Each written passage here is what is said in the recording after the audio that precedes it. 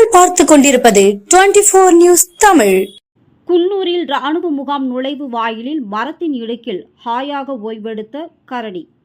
நீலகிரி மாவட்டத்தில் கடந்த சில தினங்களாக வனவிலங்குகள் உணவை தேடி ஊருக்குள் வருவது வாடிக்கையாகிவிட்டது.